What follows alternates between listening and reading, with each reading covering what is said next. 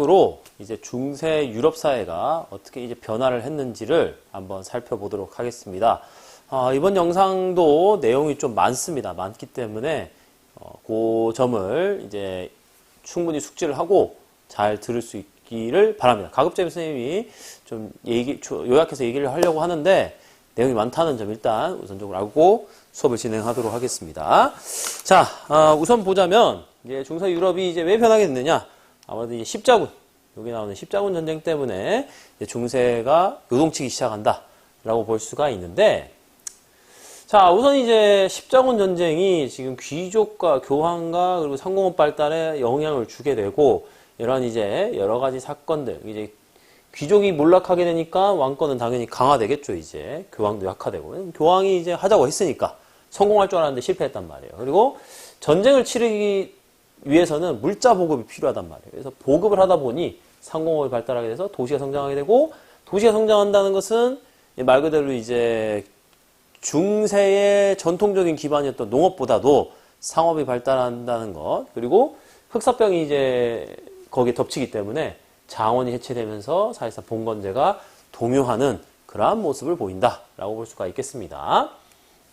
자, 십자군 전쟁부터 보도록 하겠습니다. 십자군 전쟁은 우선 이제 배경이 경제가 그 당시에 발달했다. 그래서 이제 유럽 사회가 상당히 경제적으로 우리가 뭐 중세를 뭐 암흑시대라고 하지만은 그럼에도 불구하고 중세 사회 때 이 농업 발전, 기술 발전으로 인해서 농업이 발전하게 되고 그러면서 인해서 경제력이 이제 크게 상승하는 모습을 보이고 있다.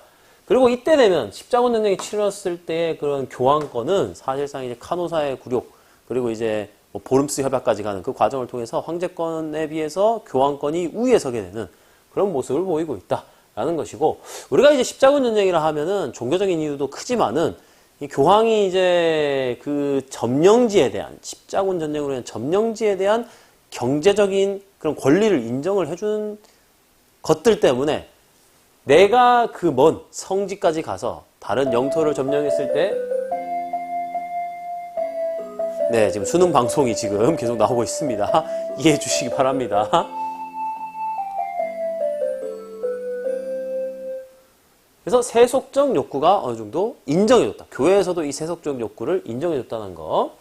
자, 일단은 이러한 배경이 있는 상황에서 직접적인 계기는 바로 셀주크 튀르크가 비잔티움 제국을 위협을 하게 됩니다. 그래서 비잔티움 제국이 너무 이제 급박한 이제 현실에 닿다 보니까 원래는 서유럽에게 힘을 이제 그런 이제 도움을 요청하지 않는데 어쩔 수 없이 비잔티움 제국이 그것을 요청했다. 그러니까 이제 교황이 이걸 듣고는, 교황이 그 당시에 이제 뭐 뒤에 나오지만 우르바누스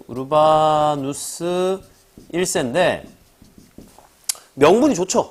일단 동유럽이 그 자기랑 이제 부딪히던 그 동로마 교회가 자기 밑에 들어올 수 있는 절호의 기회였고, 또 하나 본인의 그러한 교권, 교황권의 그러한 높은 것을 드러내고자 하는 그런 것들이 있고, 또 하나 이제 뭐 가장 또 좋은 명분은 말 그대로 성지를 회복하는 거죠. 성지가 이제 여기가 이제 예루살렘이란 말이에요.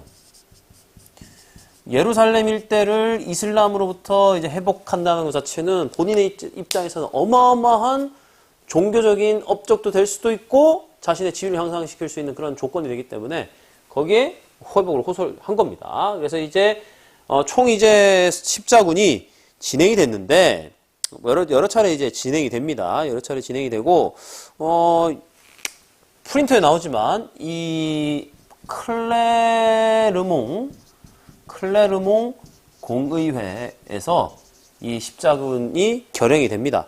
1095년입니다. 1095년인데 1095년에 클레르몽 공의회를 통해서 십자군이 이제 가게 되었고, 십자군은 이제 뭐 여러 차례 갑니다. 여러 차례 가는데 딱 성공한 건 딱 한 번밖에 없어요.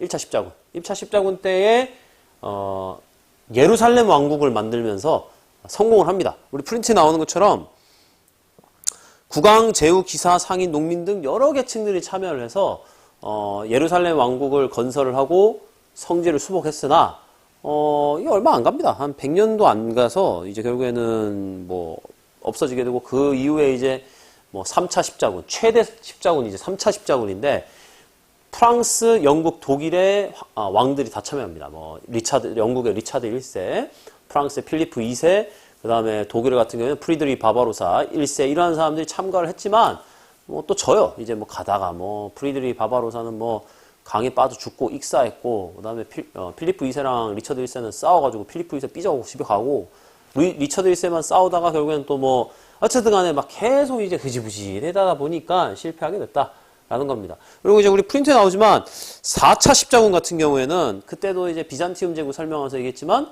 목적지가 예루살렘이어야 되는데 콘스탄티노폴리스로 쳐들어가는 그런 이제 어처구니 없는 일까지 이제 나온다 이거죠.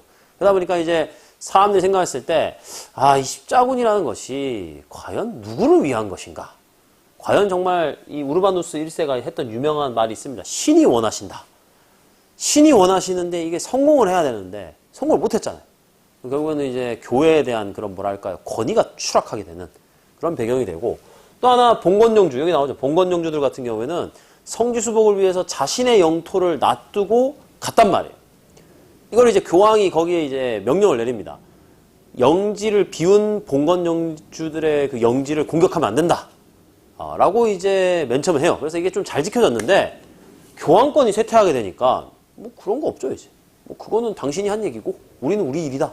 쳐들어가서 땅을 뺏는다. 이러니까, 봉건영주들은 또 성지 가서 죽는 거죠. 먼 길 가다가. 이제 교과서 여러분들 좀 이따 보겠지만은, 먼 길 가다가 죽은 사람도 있어요. 그 지중해 풍랑이 쳐가지고, 뭐 배가 이제 침몰한다든지 이런 것 때문에 성지에 도착하기 전에 죽은 사람도 있고, 성지에 도착해서도 이슬람의 이제 공격을 받아갖고 죽는 경우, 이런 경우가 생긴다는 거죠.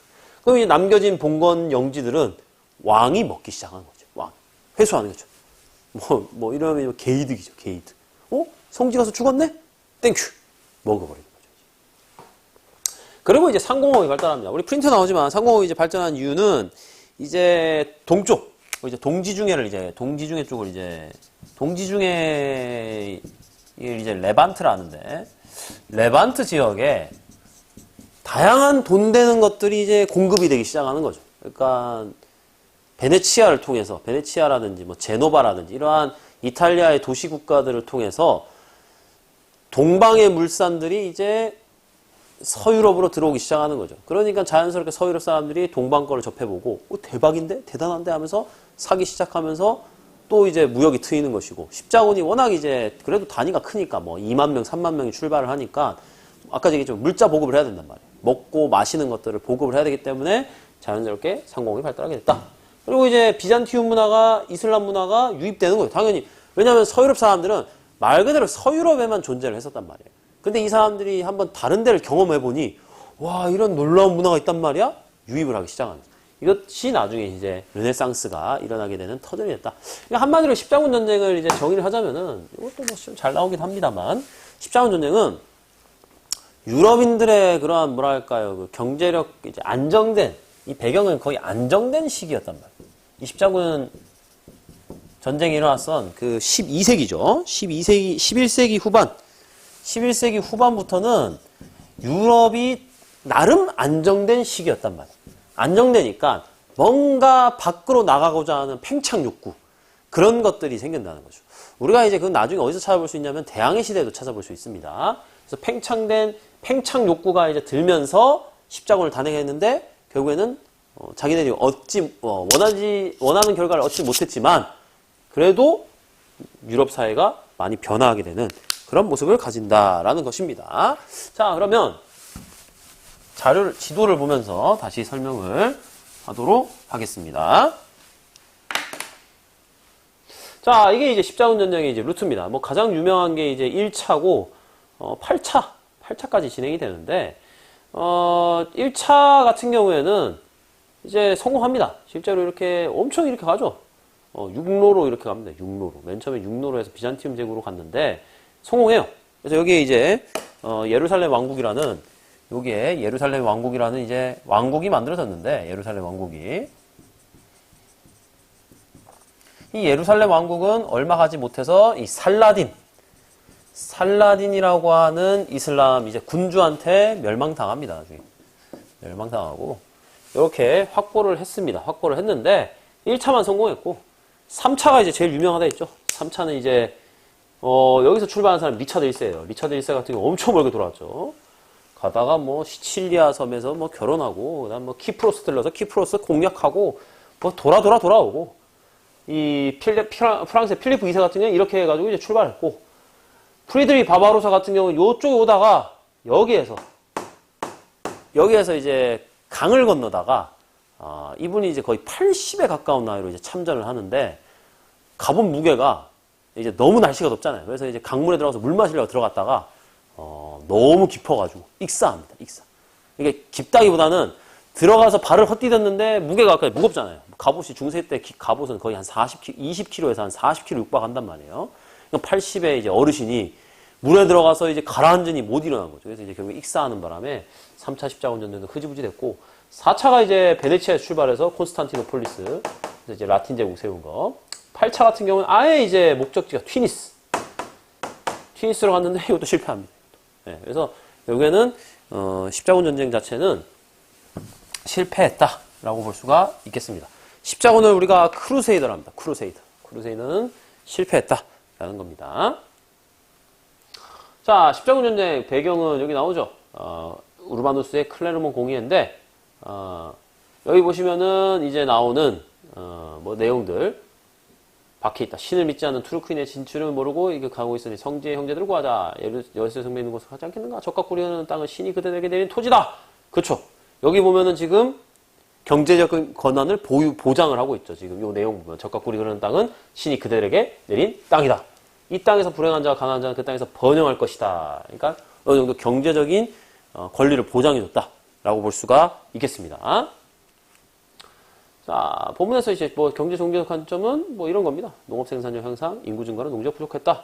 네, 그래서 팽창 욕구가 일어났다 했죠. 이슬람 세력이 차지하고 있었기 때문에 그리스도교의 성지였던. 자, 1차 십자군 도착지는 1차는 예루살렘이죠. 그리고 4차는 콘스탄티노폴리스다. 열정이 식어가면서 세속적 목적이 개입됐기 때문이다. 그리고 베네치아 상인의 상업적 목적이 강하게 작용했다라는 거죠. 예. 그러니까 이제 4차 십자군 전쟁 같은 경우에는 주로 이제 베네치아의 그런 개입이 많다라고 볼 수 있는 겁니다. 베네치아. 끼친 영향은 무엇일까? 자, 이게 별표 쳐야 되는데 우리 이제 프린트에 나옵니다. 프린트에 나오는 내용인데 이건 좀 많이 중요합니다. 정치적으로는 제후와 기사들이 몰락했다. 교황의 권위도 추락하겠다. 왕권이 강화됐다. 요거. 그리고 경제적으로는 이슬람과의 무역으로 인해서 상공업과 도시가 성장했다. 그러니까 많은 도시들이 이러한 전쟁을 치르면서 무역으로 인한 이제 많은 이익을 남기게 되니까 상공업이 발달하게 됐다는 겁니다. 그리고 문화적으로는 비잔티움과 이슬람 문화가 유입돼서 서유럽 문화 발전에 영향을 주었다라고 정리할 수 있겠습니다. 자, 그 다음에 이제 도시의 성장. 그럼 이제 도시는 어떻게 성장했느냐? 방금 얘기했지만 시장이 발달하는. 이거는 이제 결국엔 농업 생산력이 발달하다 보니까 농업 생산력이 발달하게 되면은 우리가 이제 알잖아요. 잉여 생산물 같은 게 많이 나온단 말이에요. 그럼 이런 것들을 이제 거래를 한단 말이에요. 그럼 거래를 하니까 이제 시장이 발달하게 되는 거죠. 그럼 시장이 발달한다는 거는 거기에 사람들이 유입이 되는 거예요. 모여갖고 장사를 하는 거니까 인구가 증가할 수밖에 없는 거죠. 그러니까 인구가 증가하면은 하니까 도시에 이제 도시라는 그 공간이 형성이 되는 거죠. 그리고 또 하나 동방과의 교육. 이제 레반트. 동지 중에 그런 무역 그런 것 때문에 도시에는 동지 중에 물산들이 막 들어오기 시작하니까 영주라든지 상인들이 계속 몰려오면서 이제 거래를 하게 되는 거죠. 그래서 발전은 지중해 북유럽 내륙 교육권이 형성되는데 우리 이제 그 프린트에 나와 있죠. 지중해 교육권 같은 경우에는 주로 이제 베네치아, 제노바 이런 도시 국가가 선도를 했고 북유럽의 경우에는 프린트에 나온 것처럼 북해 발트해 연안, 함부르크, 리베크 이런 데에서 합니다. 그래서 거기서 생기는 동맹이 한자 동맹이라는 거를 만들게 된다. 한자 동맹. 그래서 한자 동맹은 독일의 리베크라든지 함부르크라든지 이런 도시들이 동맹을 맺어가지고 거래한 게 한자 동맹입니다. 참고로 지금 현재 독일의 항공사 이름이 루프트 한자예요. 루프트 한자. 네. 내륙 교역권이 이제 프랑스 쪽에서 가는 무역권입니다. 그래서 대표적인 게 프랑스의 상파뉴 정깃이라는 게 있어요.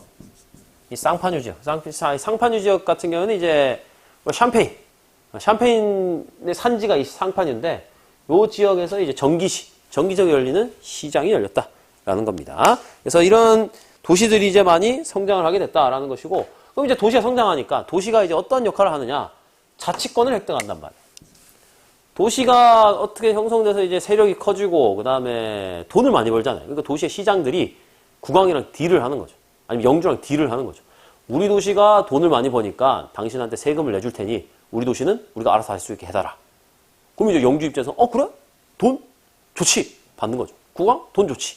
받으면서 자치권을 주는 것이고, 그 도시 안에서는 이제 길드라는 게 생성됩니다. 길드. 그래서 길드가 만들어지면서 이건 이제 조합인데, 그래서 생산과 교육을 통제한다라는 겁니다. 그래서 공동의 이익을 이제 도모를 하면서 뭐 대표적인 상인 길드랑 수공업자 길드인데, 상인 그다음에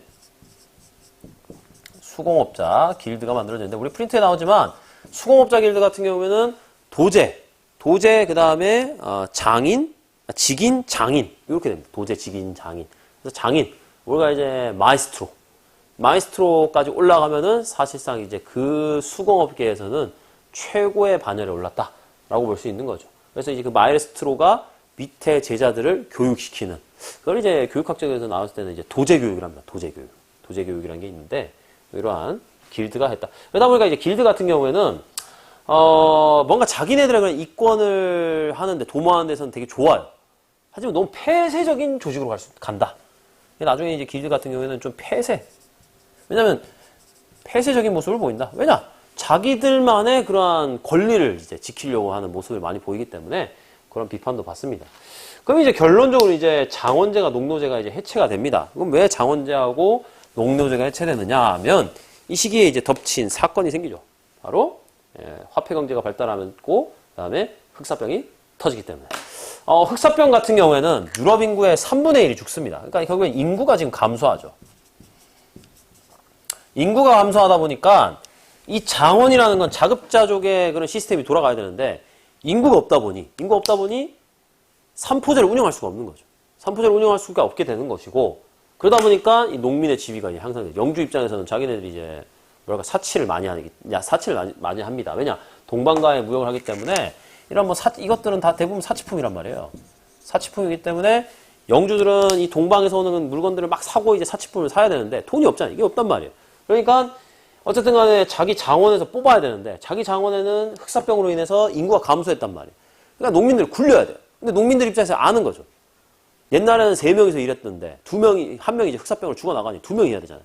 그럼 2명이 이제 영주한테 얘기하는 거죠. 우리 힘들어 죽겠는데 왜 우리는 똑같은 임금 받아야 되느냐? 우리를 쓰려면은 돈을 더 달라라고 하는 거죠.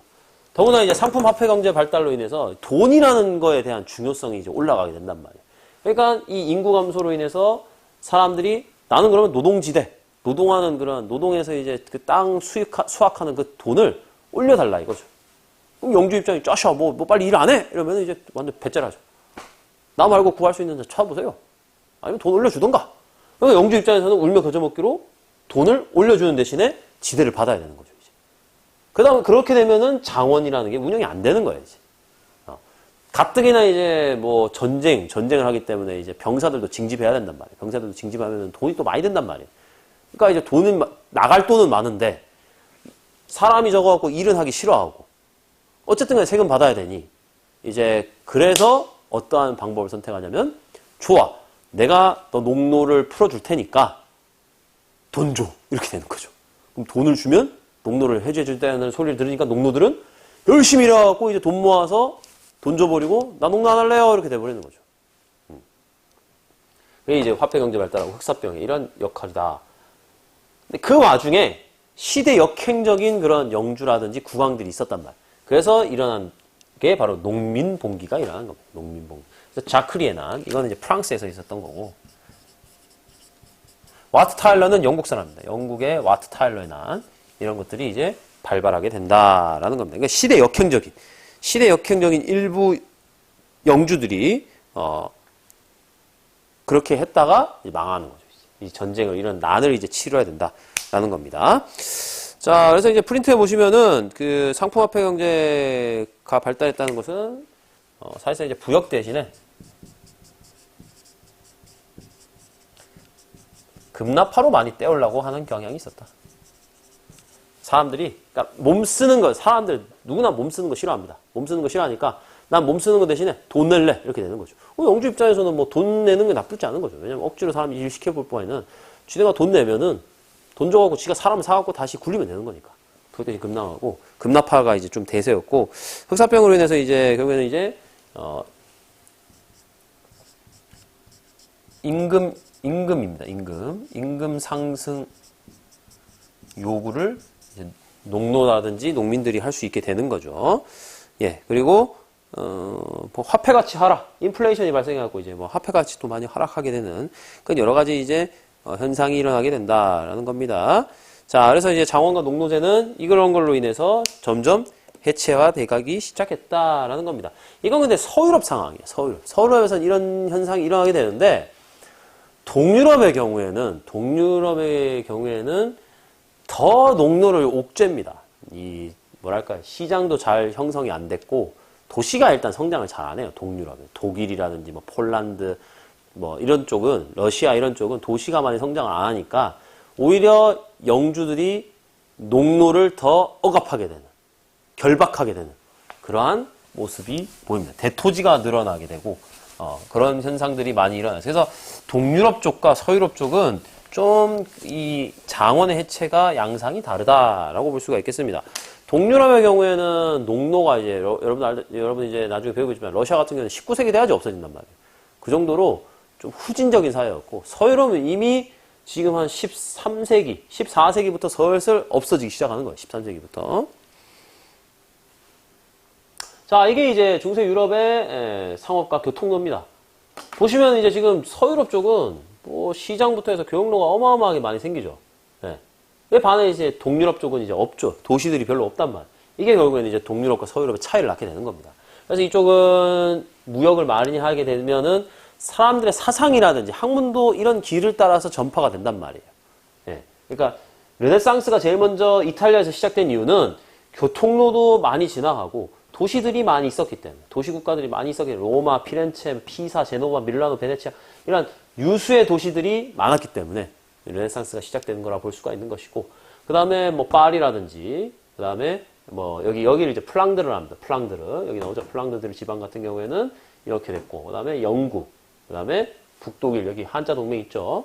북이탈리아 동맹은 랑고바르드 동맹이라 해가지고 밀라노, 베네치아 뭐 이런 동맹들 맺어져가지고 거래를 했다라는 겁니다. 그러니까 이런 인구 1만 명 이상의 도시들이 이렇게 많이 생겨나게 됐고, 주로 서유럽 쪽에 많죠. 아무래도 이쪽 지역에 많이 분포가 되어 있고, 모직물 공업지대 그쪽입니다.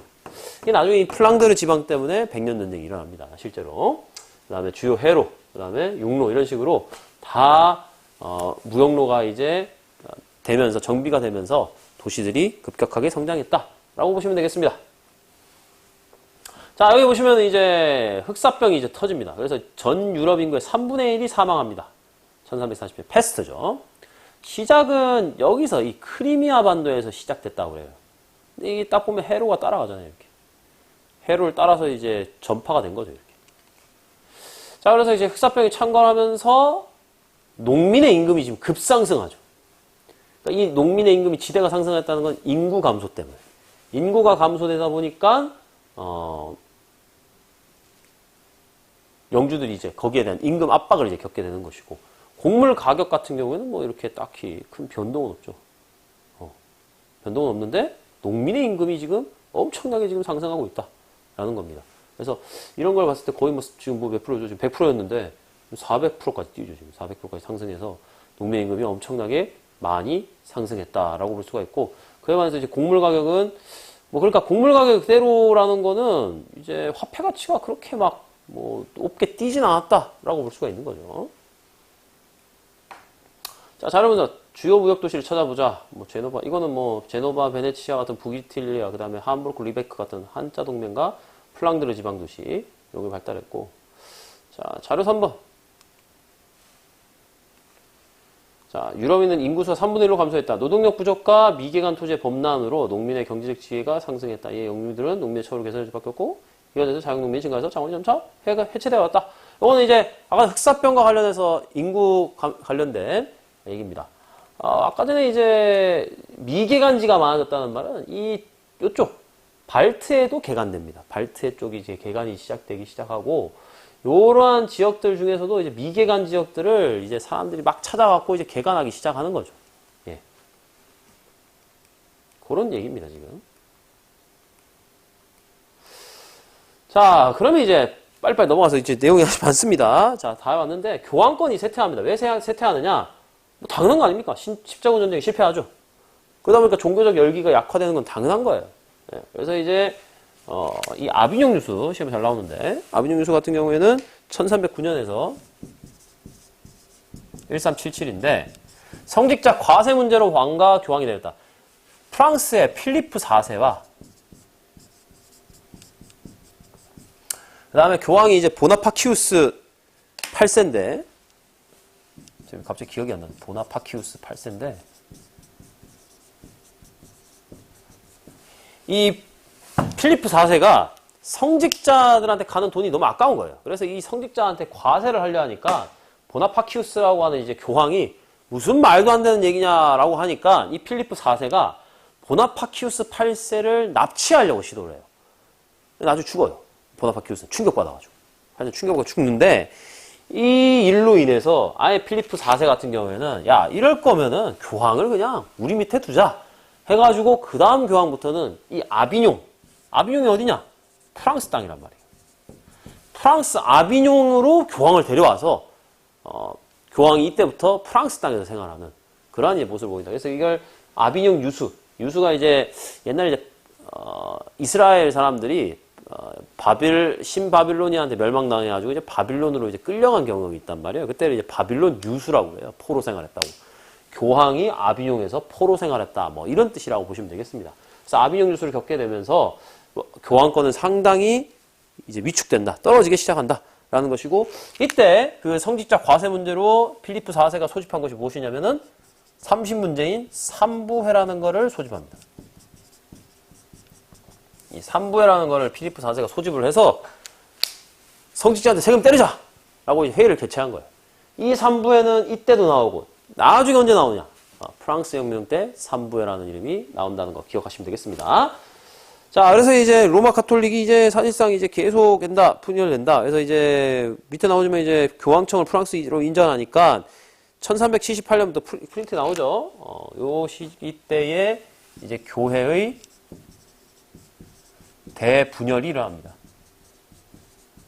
그래서 프랑스에서도 교황을 세우고, 그 다음에 로마에서도 교황을 세우는 거예요. 그래서 교황 둘이가 대립하게 되는. 그러니까 교황 원래 한 명이었었는데, 두 명이 이제 치고받고 싸우는 거죠, 이제. 그래서 교회 대분열이, 1378년부터 1417년까지 한 50년 가까이 이제 분열되다가, 나중에 이제, 합쳐지긴 하지만 이미 교황권이 위축됐다, 실추됐다라는 겁니다. 그래서 이제 로마 카톨릭은 이래서는 안 된다. 그래서 로마 카톨릭의 개혁이 나오게 되는데, 대표적인 인물이 영국의 이제 위클리프, 그 다음에 후스, 이건 보헤미아입니다, 보헤미아라고 해두고, 뭐, 체코의 영웅입니다, 이 후스는. 그래서, 교회 세속화를 비판하고 성서 기반을 강조를 합니다. 성서 기반의 신앙을 강조한다.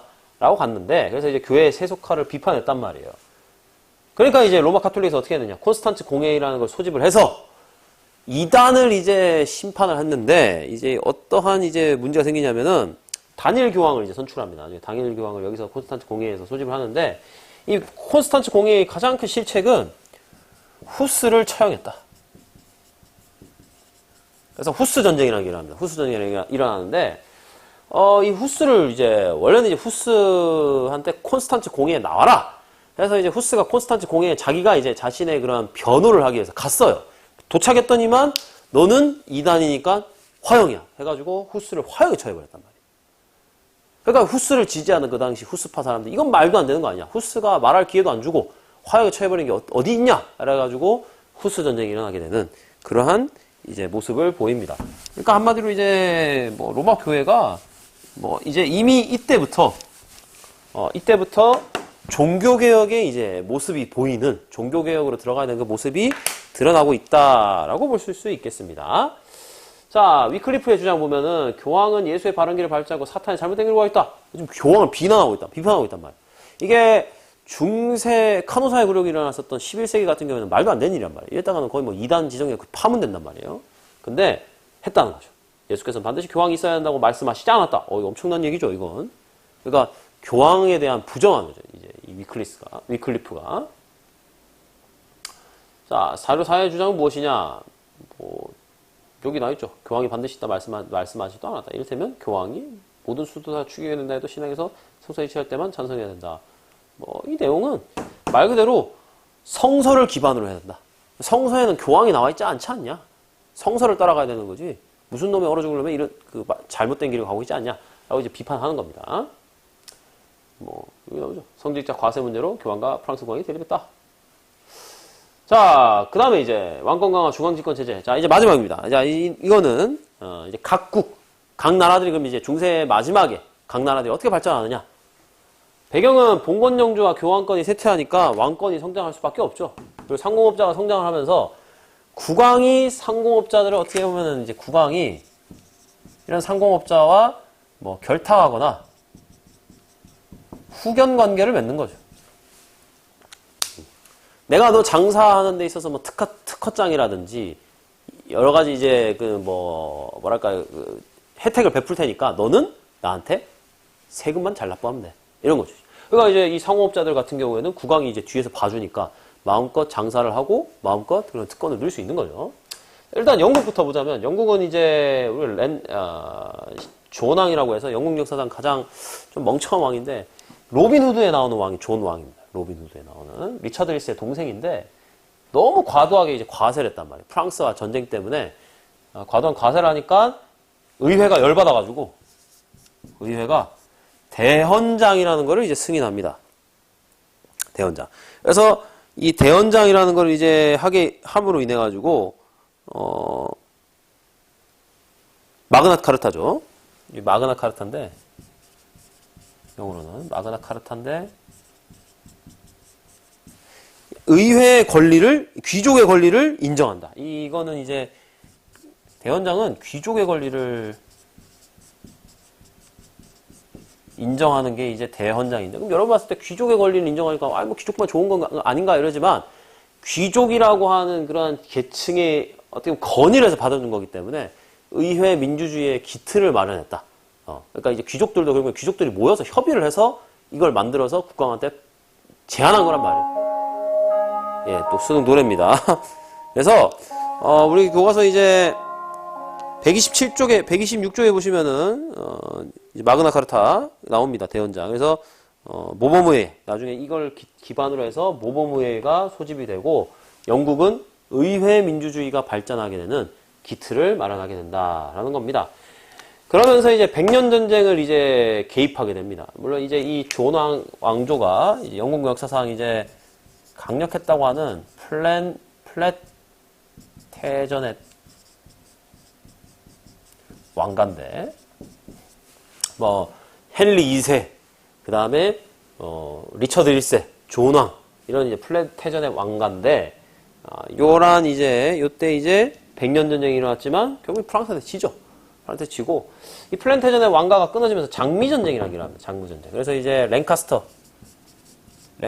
가문과 요크가가 싸웠는데, 랭카스터가는 붉은 장미, 요크는 흰 장미. 그래가지고 이제 둘이가 또 싸워요. 그러니까 이러한 두 개의 전쟁으로 인해서 귀족들이 많이 죽는단 말이에요. 귀족들도 많이 죽고, 뭐 여러 가지 이제 귀족들이 죽으니까 당연히 영지가 이제 남잖아요. 그러니까 이제 왕들이 다 접수를 하는 거죠. 그래서 나중에 이 장미 전쟁은 누구 때 끝나느냐? 헨리 튜더라는 사람이, 헨리 7세가 돼서, 헨리 7세가 됨으로 인해 가지고 사실상 종료가 됐다. 그래서 이 가문이 이제 튜더 왕조가 이제 세워지는데, 영국 역사상 가장 또 플랜테저넷 왕가하고 더불어서 튜더 왕가가 되게 이슈가 많이 됩니다. 뭐 사랑 때문에 종교까지 바꿨던 뭐 헨리 8세라든지 엘리자베스 1세 이런 사람들 다 튜더 왕가 소속이다라는 겁니다. 그래서 이렇게 영국은 음악이 계속 나오죠.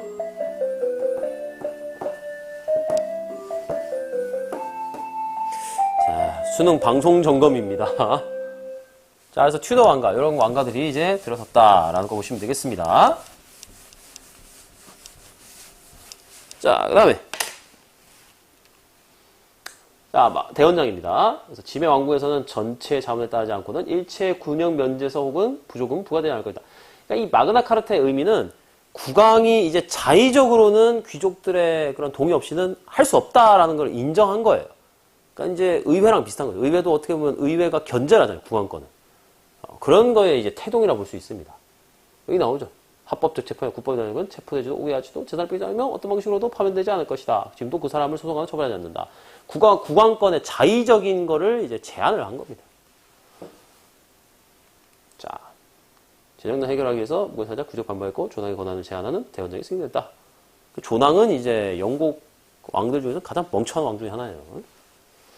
자, 프랑스 같은 경우에 이제 100년 전쟁에서 승리합니다.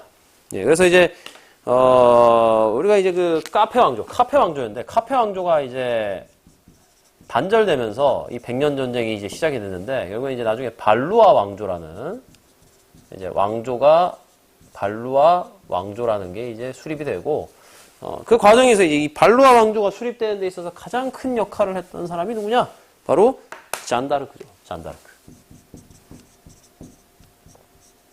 초반에는 이제 프랑스가 완전 밀렸습니다. 밀렸는데 이 100년 전쟁에서 잔다르크의 활약으로 결국에는 100년 전쟁에서 승리하면서 중앙기권 국가로 발전했다. 그러니까 프랑스는 좀 이제 뭐 다른 것이 이 100년 전쟁을 치르면서 프랑스라고 하는 그런 프랑스라는 의식이 생겨요. 원래는 이 봉건 국가로 있으면은 각 그 나라에 대한 그런 뭘까요? 프랑스인이라고 대한 그런 감정이 없단 말이에요. 왜냐면 각각 지방에서 사니까. 근데 이 100년 전쟁을 치르면서 이 잔다르크라는 인물이 결국엔 이 프랑스의 100년 전쟁을 승리한 이유는 뭐냐면 프랑스인으로서의 자각을 하게 만들었다. 프랑스 국민이라고 하는. 그래서 이거 우리가 이제 국민국가. 근데 국민국가라고 합니다. 이제 프랑스를 이때부터. 그래서 프랑스는 좀 유럽의 다른 국가와 다르게 먼저 국민국가로 성장할 수 있게 되었다. 이 100년 전쟁의 승리로 인해서. 이렇게 됐다는 것입니다. 자, 그 다음에, 100년 전쟁에서 결국엔 잔다르크 활약으로 이제, 끝났겠다. 얘기했습니다. 그래서 이제 중앙집권 국가로 발전하게 됐고, 민족의식을 고취하게 됐다.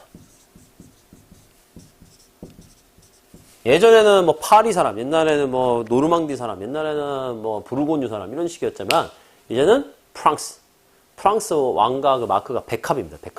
백합의 깃발 아래 사람들이 뭉치기 시작한 거죠. 자, 독일은 이제 분열 상태가 지속됩니다. 그래서 원래는 이제 분열된 건 아니고, 독일 같은 경우에도 그 강력한 왕권이 있었던 왕조가 있었어요. 뭐, 요 독일 같은 경우에는 호헨슈타펜 왕조라고 되게 이제 강력한 왕가가 있었는데, 이 호헨슈타펜 왕가의 가장 이제, 뭐랄까, 좀 그, 늪은 뭐였냐면, 황제와 교황의 계속된 대립이었단 말이에요. 결국 이거를 이제 호헨슈타펜은 이제 극복을 못합니다. 극복을 못하게 되고, 결국에는 이제 이 왕가도 망해요. 망하면서 분열 상태가 지속됩니다. 이거를 이제 나중에 황제가 없다 해가지고 대공의 시대라고 합니다. 대공의 시대. 신성로마 제국에는 황제가 없었어요. 이걸 대공의 시대라고 하는데, 그 대공의 시대가 이제 1256년부터 1273년까지 대공의 시대라 해가지고 황제가 없었던 시대가 있었단 말이에요. 그래서 이제 그 황제가 없는 시대를 해결하고자 이제 제후들, 독일의 제후들이 모여가지고 황제를 선출직을 합니다. 그래서 뭐 7명의 선제후라 해가지고 그들이 이제 황제를 선출했는데 그걸 이제 황금문서라는 걸 기반으로 해가지고 황제를 선출하게 되는 그런 이제 웃기는 사태가 벌어지죠. 이제 선출된 가문이 이제 합스부르크라는 가문이 나중에 이제 황제로서 가게 되는데, 황제를 선출한다는 거니까 그만큼 독일 같은 경우에는 많은 국가들로 찢어진 거예요. 많은 국가들로. 여러 가지 제휴국가들로 찢어진 거고, 원래 이 호헨슈타펜 왕가가 뭔가 그 독일을 이제 국가로서 단합을 시키려고 했는데, 뭐 황제들도 되게 비극적으로 빨리 죽었고, 결국에는 교황과 황제 대립을 극복하지 못해가지고 결국에는 멸망을 합니다. 네, 멸망을. 자, 그런 상황이었다. 예. 그런 상황입니다. 자, 그래서 이제 독일은 이렇게 됐고, 이탈리아 같은 경우는 이제 교황령 도시국가들로 계속 분열됐다. 이탈리아가 좀 심했습니다. 그래서 도시국가도 계속 있고. 왜냐면 이제 이 신성 로마 제국 황제는 그 당시 독일 황제잖아요. 신성 로마 제국의 황제들이 계속 이탈리아 문제에 개입을 했기 때문에. 그러니까 신성 로마 제국은 독일에 있어요. 독일에 있는 나라인데 계속 이탈리아 문제를 건드리는 거예요. 왜냐? 교황이 살기도 하고 로마잖아요, 로마. 그냥 로마에 계속 관심을 가지는 거예요. 독일보다도. 그렇기 때문에 이 도시 국가들로 계속 분열되게 되는 그런 이제 모습이 보인다라는 거고. 에스파냐 같은 경우에는 에스파냐 나라가 없었어요, 원래. 그러다가 이제 15세기에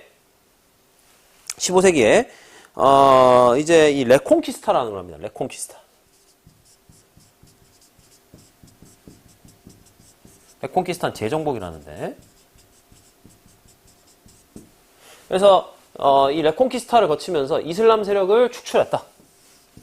그러니까 원래 이제 이슬람 왕가들이 이제 막 나라들이 있었는데 이거를 이제 레콩키스타를 재정복을 거치면서 다 몰아내고 통일 국가를 달성하게 됩니다. 그래서 카스티아, 아라곤 나라가 두 개가 있었는데 카스티아의 이사벨라 여왕, 그 다음에 아라곤의 페르디난드.